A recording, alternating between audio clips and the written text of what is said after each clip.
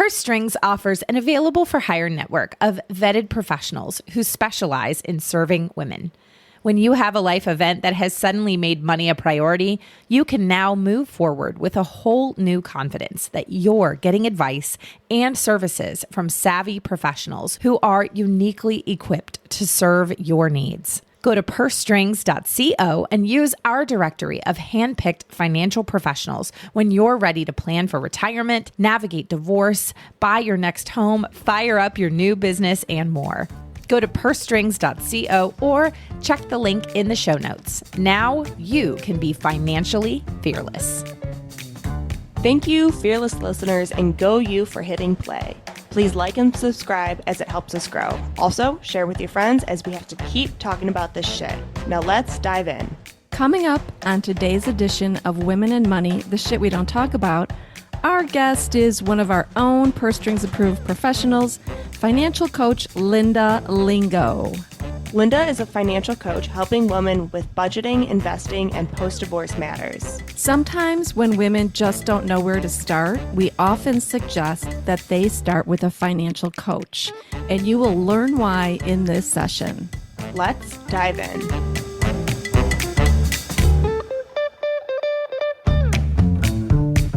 Gloria Steinem once said, "We will never solve the feminization of power until we solve the masculinity of wealth." Barbara Provost and Maggie Nielsen are the team at Purse Strings that will help you navigate the ins and outs of financial independence so that you can be financially fearless. This is Women in Money, the shit we don't talk about. Hey, Linda, so great to see you and glad you're here. Take a minute to introduce yourself to our listeners. Good morning, ladies. Well, thank you for having me. I really appreciate this opportunity. And I'll put a plug in for Purse Strings. I love Purse Strings. I love Barb and Maggie and what they're doing and offering to all of you beautiful women out there who are not necessarily struggling, although you may be, but want to learn more about finances, about money, and how to make yourself more financially wealthy. That's what it's all about. So I'm Linda Lingo. I am a retired financial advisor, a CPA. I have had corporate positions, corporate controller positions, worked for Fortune 500 companies, and pivoted from all of that into a financial coach. And we'll go into a little bit more why that happened. But I am a divorcee, and I am a mother of two wonderful children and a grandmother to three. Of course, they're terribly bright, or wonderfully bright. Because terribly bright doesn't sound very good. But anyway, wonderfully bright grandchildren. And I'm loving my life and just living every day to the fullest. So that's me, Linda Lingo.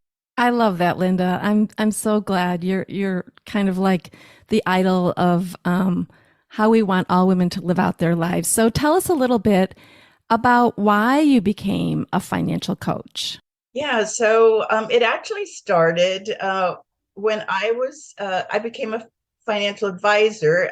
I believe that we are and should have a diverse number or several careers.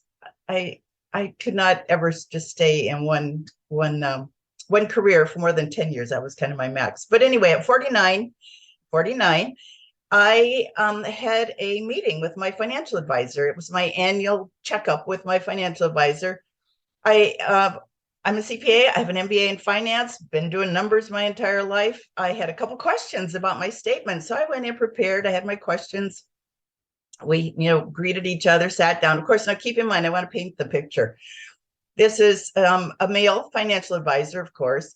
And the office is very male. It's like dark mahogany, huge desk. We're sitting across from each other. He's in his big chair. And, sits down and anyway, I spread out my papers. I started asking my questions and he couldn't answer my question. I thought, okay, well, it must be me. I must be asking the wrong question, or I must be using, I must not be phrasing it correctly. Yeah. Why do we always think it's us? Crazy. But we do, we default, don't we? And so I asked it another way.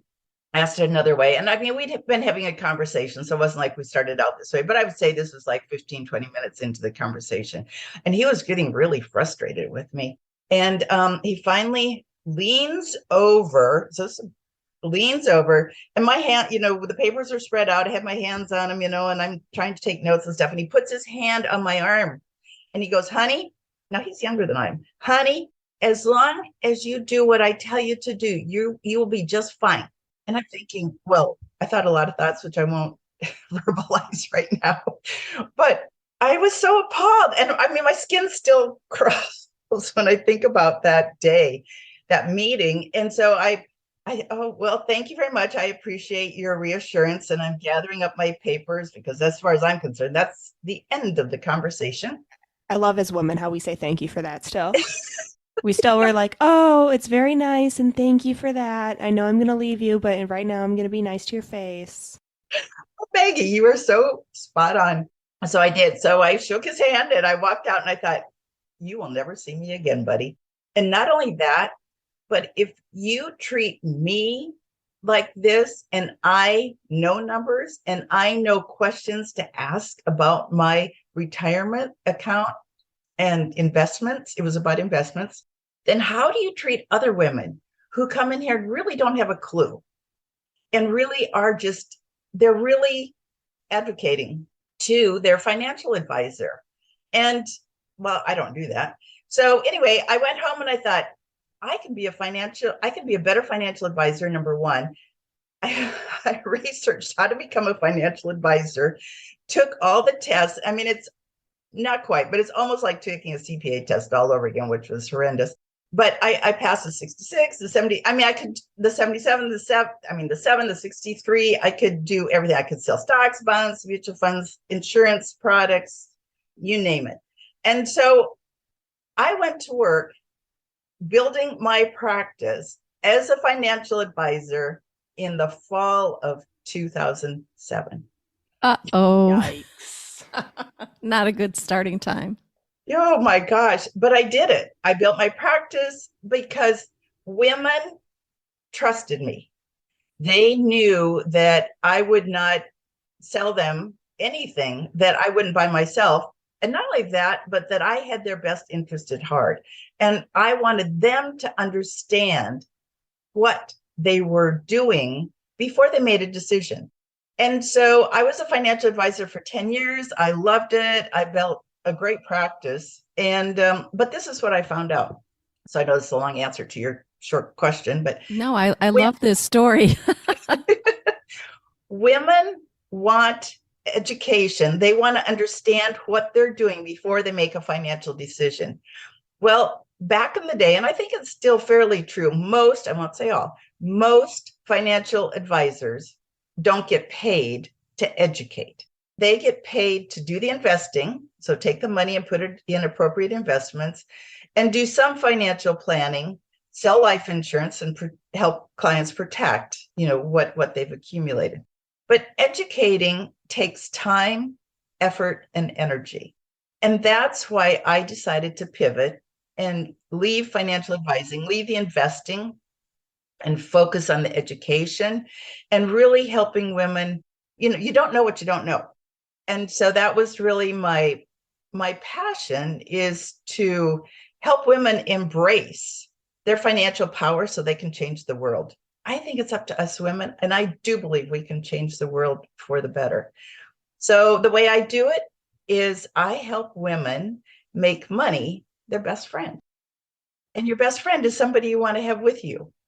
And the way you do that is by understanding them, by knowing them. Now, it doesn't start out that way, but that's when I'm done coaching them, that's how they leave, having a great relationship with their money. I love that idea of like your money being your best friend, because it is, hopefully. And I've heard it's talked about as a form of self-care. Mm-hmm. Really understanding your money is really a form of self-care, which I love that reframe, because so often, sometimes money can have a very negative emotion, and we want to reframe it as to something that can be very positive, that you can be in control of, and that you can be empowered by. I think that's a wonderful point, Barbara. And to that point, that's what we call money mindset. And as a financial advisor, most financial advisors aren't trained or are not aware of that whole aspect of our relationship to money. I call it, they're very much the IQ of money. So it's the intelligent, the spreadsheet, you have to understand where your money's going. You got to have a spreadsheet, track your expenses or the investing part of it, or what's your return, or that's the IQ of part of it, which is great. We need to get there. But I am a firm believer and a holistic coach in that you really need to know the EQ, the emotional part of the money, before you can move to the IQ part of it. Because if you don't understand your relationship with money, if you don't understand any money blocks, I've coached many women through money ceilings. They'll reach that 100,000 mark of making income and they just can't push through it. Well, guess what? That's a money block. That's a ceiling we've put mentally on ourselves. We're not worthy of earning more. And so working with women on the emotional part of money is really the foundation. And then we can move into the IQ, the spreadsheets and all that great stuff. So that's how I work with women. But they don't always know that's what they need when they come to see me. Well, and it's so interesting because we talk about, how it's an investment in yourself, paying for a coach like this, and people sometimes can't justify it. But hey, if you help someone get an extra $50,000 a year, every year, that's worth a couple hours of coaching to me. That pays for itself, no problem. Absolutely. I love dealing or coaching solopreneurs. And so many solopreneurs are therapists, life coaches, health and wellness coaches, because they understand the value of coaching. And so I was working with one young lady, and she came to me because she wanted to reduce her taxes. She was preparing her taxes, like, oh my gosh, I owe all this in taxes. How, what can I do to reduce my taxes? That was her immediate, want, was to take care of that, which I did. I helped her work through that. And so I did an ROI for her on that. So she saved $5,000 in taxes, and she opened up her SEP IRA. She opened up a SEP IRA, and she was able to contribute $10,000 to that. So if she did nothing else for the next 25 years, because that's how long she had for it to grow, at just a 7% return, which is less than the average stock market return of 10, but just at 7%, she would have gotten an annualized return of 9%. But over that period of time, she actually, that 15,000, if I said 10, I meant 15,000 that she was able to put in her retirement account grew. And she would have had over $50,000 just from that one investment. So an 800% return, plus.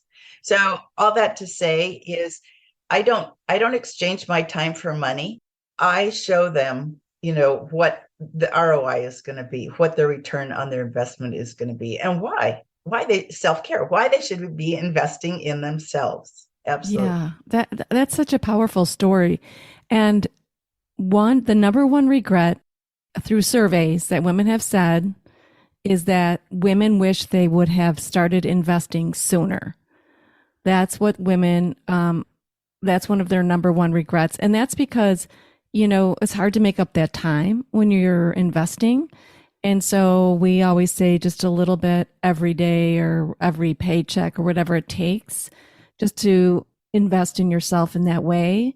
And also working with an expert like yourself, Linda, who's going to teach them strategies and tactics to really grow their money is a pittance when they work with you versus what they're going to earn and how their money's going to grow. So that's a powerful story.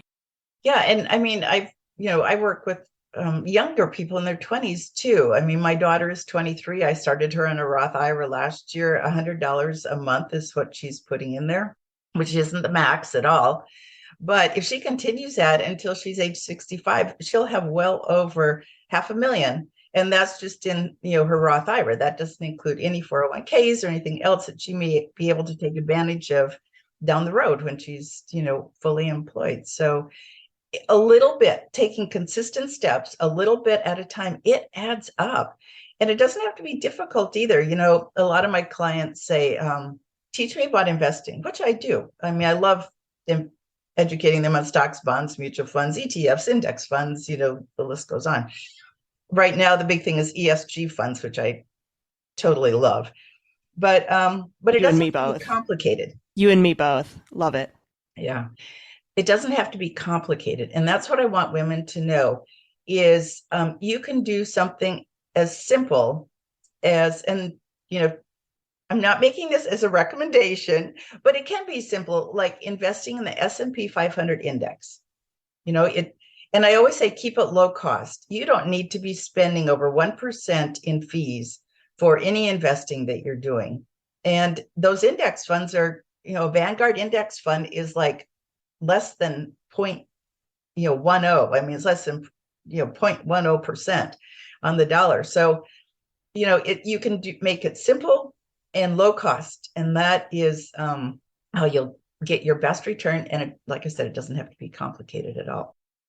What are some women coming to you for? Like when you have your first intake, what do you find? Is there any kind of theme, or is there any kind of, change in a woman's life where all of a sudden they're reaching out to you? Share a little bit about the women that you work with. Thank you. Yeah, so typically women, I tend to work with women in their 40s and 50s, generally, and they've usually experienced what I call a life event. That could be anything from they're changing jobs, so a change in their job or career, they're empty nesters, and I also coach a lot of women going through divorce.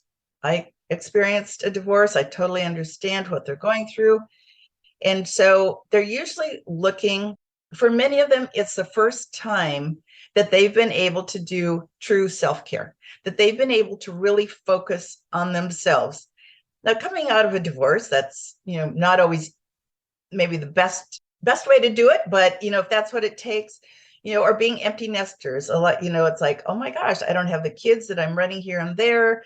I can really focus on what maybe I want my retirement to look like. And so that's typically, they're usually going through some type of a life transition or event, and they want a better understanding of, where are they? And I work with them on their goals. I go deeper than that because I believe your goals are worthless, really, if they're not based on your values.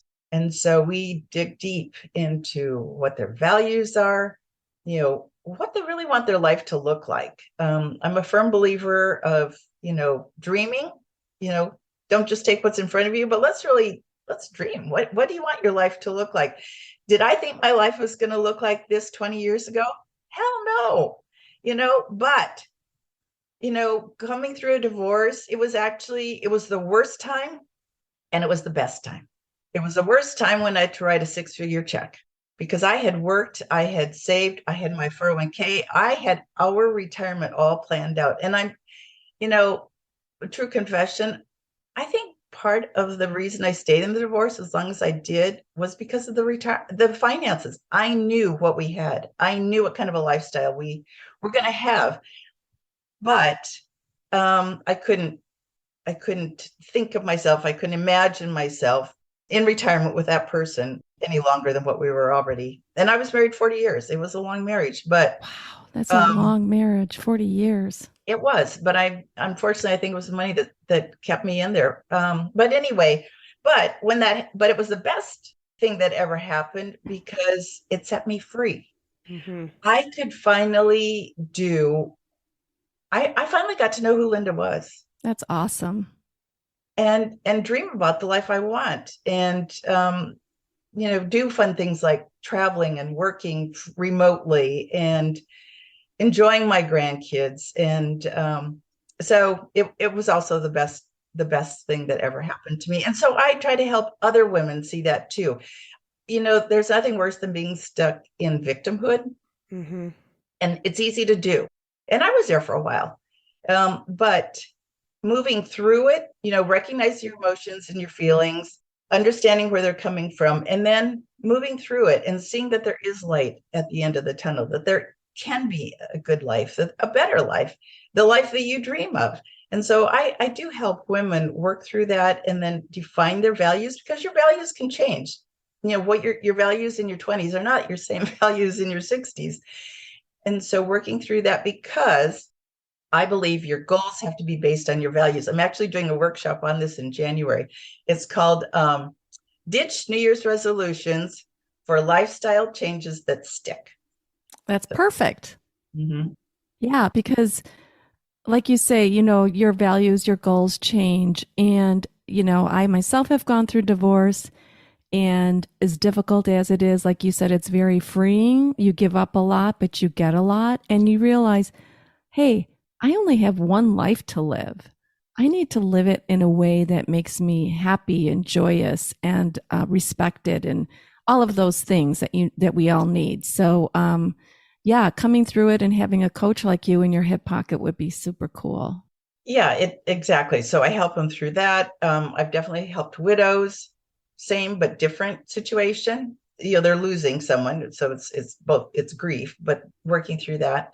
And then, like I said, solopreneurs and women in middle and upper management who typically are going through a career change, and they're like, oh, I got this 401k, never really paid attention to it, just I've been putting some money in it, don't know what to do with it. So once again, that's a change that they're going through, and they need somebody to help them navigate that.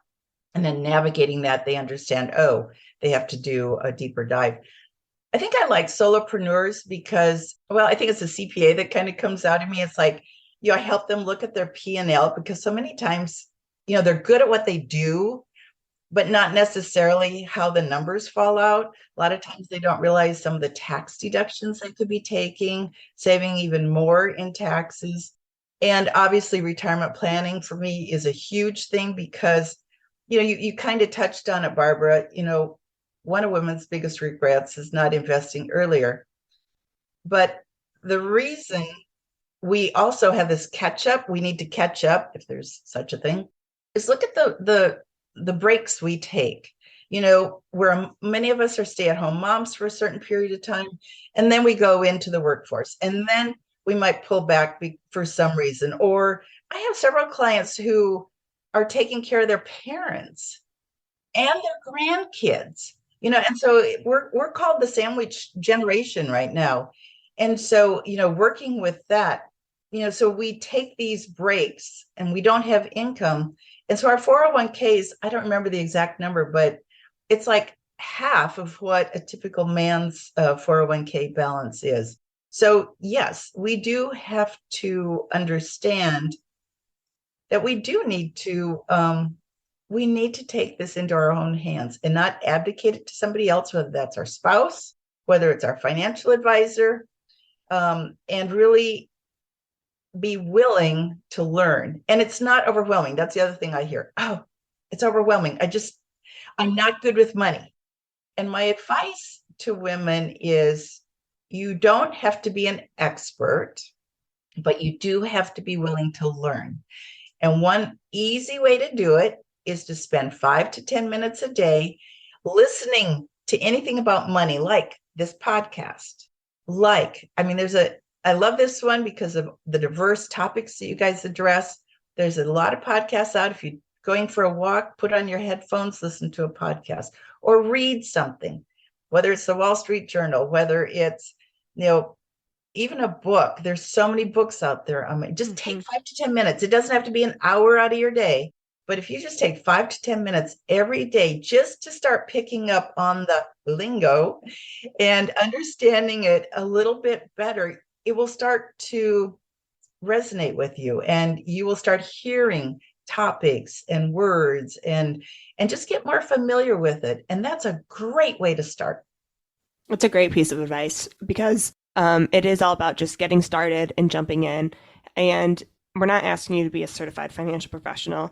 We just want you to figure out your money, just to have, that beautiful future that you want, for yourself, for your family, for your loved ones. Just jump in and be that best person you can be. Mm-hmm, absolutely. And the women's biggest fear is running out of money. The bag lady syndrome. Yes. And if you don't plan, you'll never know what kind of a lifestyle you can afford. and, how you have to adjust your lifestyle, and there's no one size fits all. We're all individuals, and we all have different ways of how we want our life to be, how we want to spend our money. But another tip that I give my clients is have an accountability partner. Coaching, having a coach is an accountability partner, but you can have a friend. And women don't talk about sex and money. And I always say I'll leave the sex to somebody else, but the money I'll take on. And so, have an accountability partner. You are 66%, at least 66% more likely to achieve your goals if you have an accountability partner. So even accountability as far as committing 10 minutes a day to listening to something financial, it can be as easy as that. Can you share a success story or two of the women that you've coached? Love to. So I had one gal come to me. She was in I think she had just turned 40, gone through a divorce, solopreneur, and needed basic coaching on, what her finances were, how she could put together a budget. I actually hate the word budget, by the way. It just makes me cringe. I know many people feel the same way. Yeah, like diet. They're just nasty words. So when I coach, I call it intentional money spending and saving plan. So we worked through her money. She just needed to know where she was at, what her finances were, and she was a solopreneur. So she had a business P&L. She didn't understand the numbers, didn't know what was what. And so I worked with her for 6 months, and we started with her business P&L because that's where she wanted to start. It was going to be tax time, and same thing. I was able to help her save money on her taxes. We started a retirement plan for herself, and then we worked back. But we took care of what had to be done right away, which was that part. And then we went back to the emotional part, and that was, understanding her values and her money blocks. Because coming out of a divorce, it can be kind of traumatic. So we worked through that, and then set up her intentional money spending and saving plan. And she traveling. That was one of the things she really wanted to do. She wanted to do a 2-week, a nice, not extravagant, but nice 2-week vacation in the summer. And so I was able to help her set up that savings account. She was able to go to Europe last year and enjoy her 2 weeks without any fear or trepidation of, oh my gosh, I'm not generating income these 2 weeks. Are the bills going to get paid? That kind of thing. She had it all set up. She enjoyed it. She was able to let it go and really go enjoy those 2 weeks that she had saved for. She had everything.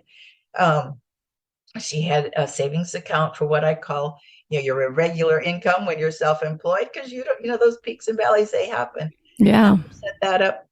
And she, not only was there an ROI, which was, more than 10% because of her retirement account, which she is now contributing to every year, but she was also peace of mind. And that's what she said, Linda. She goes, I was so anxious. When I came to see you, I didn't know where to start. I didn't know what I had.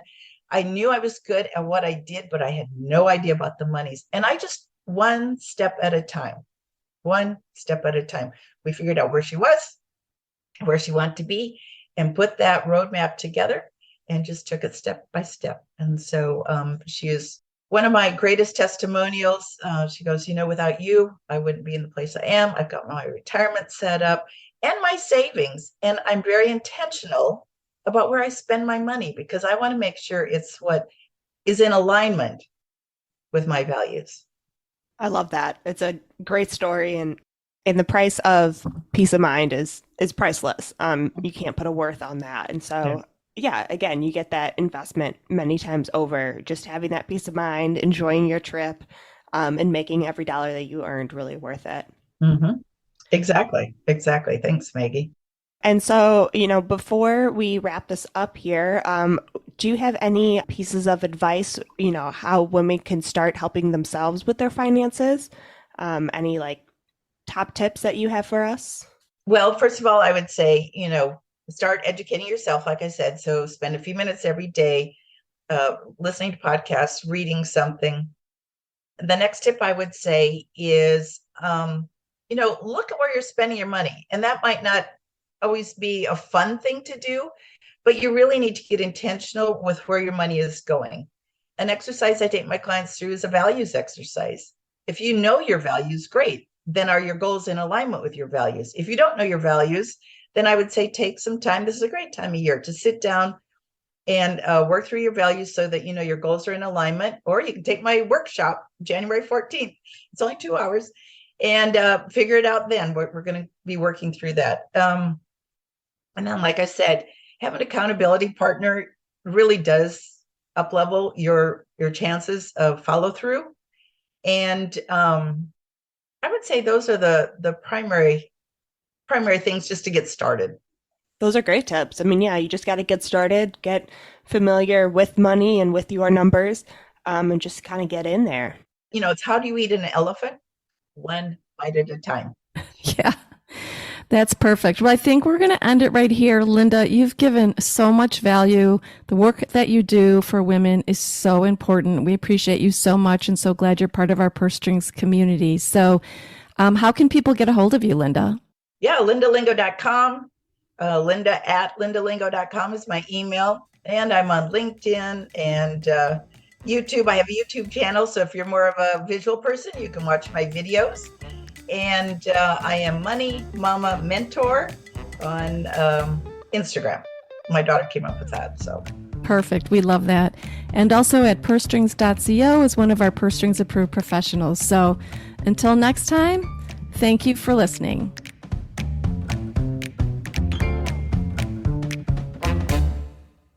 Information is for illustrative purposes only and does not constitute tax, investment, or legal advice. Always consult with a qualified investment, legal, or tax professional before taking any action. Purse Strings offers an available for hire network of vetted professionals who specialize in serving women.